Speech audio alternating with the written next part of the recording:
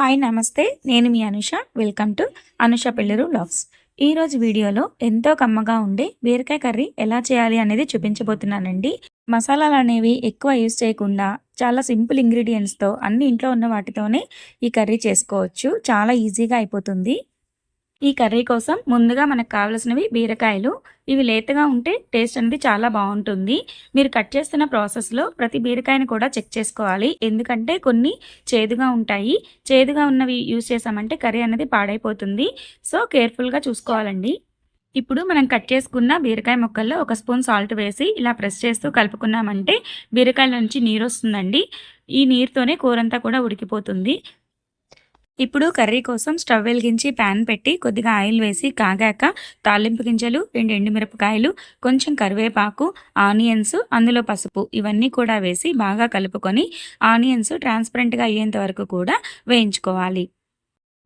Onions బాగా వేగిన తర్వాత ముందుగా మనం రెడీ చేసి పెట్టుకున్న బీరకాయ ముక్కల్ని ఇందులో వేసి మొత్తం బాగా కలుపుకొని మూత పెట్టి మరో 5 నిమిషాలు ఉడికించుకోవాలి. 5 మినిట్స్ తర్వాత మూత తీసి చూస్తే ఇలా ఉడికిపోయి ఉంటుందండి. మరొకసారి బాగా కలుపుకొని ఇంకో 5 మినిట్స్ అలా ఉడికించుకోవాలి. ఇలా బాగా ఉడికిన కర్రీలో మీ కారానికి తగినట్టుగా కొంచెం కారం వేసి బాగా కలుపుకొని మరో 5 నిమిషాలు మూత పెట్టి ఉడకనివ్వాలి. ఇంకిప్పుడు చివరగా సన్నగా తరిగిన కొత్తిమీర కూడా వేసి ఆయిల్ పైకి తేలేంత వరకు మూత పెట్టి ఉడికించుకోవాలి. చూసారా, ఆయిల్ ఎంత బాగా పైకి తేలిందో, కూరంతా కూడా దగ్గరగా అయిపోయింది. అంతేనండి, ఎంతో కమ్మగా ఉండే బీరకాయ కర్రీ చాలా సింపుల్ ఇంగ్రీడియంట్స్తో రెడీ అయిపోతుంది.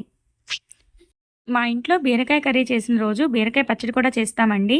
ఎందుకంటే బీరకాయలో వేస్ట్ అనేది ఏది ఉండదు, మొత్తం కూడా యూస్ చేసుకోవచ్చు కదా. సో ఈరోజు బీరకాయ పచ్చడి కూడా చేశాము. అది ఎలా చేశాను అనేది కూడా మీకు చూపిస్తాను. ముందుగా స్టవ్ వెలిగించి ప్యాన్ పెట్టి కొద్దిగా ఆయిల్ వేసి ముందుగా రెడీ చేసి పెట్టుకున్న బీరకాయ ముక్కలు, కొన్ని టమాటాలు, పచ్చిమిర్చి, కొద్దిగా చింతపండు వేసి మధ్య మధ్యలో కలుపుకుంటూ బాగా మగ్గించుకోవాలి. ఈ బీరకాయ పచ్చడిని నేనైతే రోట్లో చేస్తున్నానండి. మీ దగ్గర రోల్ లేకపోతే మిక్సీలో అయినా చేసుకోవచ్చు. ముందుగా ఒక రోల్ తీసుకొని అందులో కొద్దిగా ఉప్పు, జీలకర్ర, వెల్లుల్లి ఇవన్నీ వేసి బాగా దంచుకోవాలి. అండ్ ఇప్పుడు ముందుగా మనం రెడీ చేసి పెట్టుకున్న పచ్చడి మిశ్రమాన్ని కొద్ది కొద్దిగా వేసుకొని బాగా దంచుకోవాలి. నేను ఈ పచ్చడిని రోట్లో దంచుతున్నాను కాబట్టి కొంచెం వేడిగా ఉన్నప్పుడే చేసేస్తున్నానండి. మీరు ఒకవేళ మిక్సీలో వేసే పని అయితే కొంచెం చల్లారిన తర్వాత కచ్చా పచ్చగా మిక్సీ పట్టండి. అప్పుడే టేస్ట్ చాలా బాగుంటుంది. అంతేనండి, ఎంతో కమ్మగా ఉండే బీరకాయ టమాటా పచ్చడి రెడీ అయిపోయింది.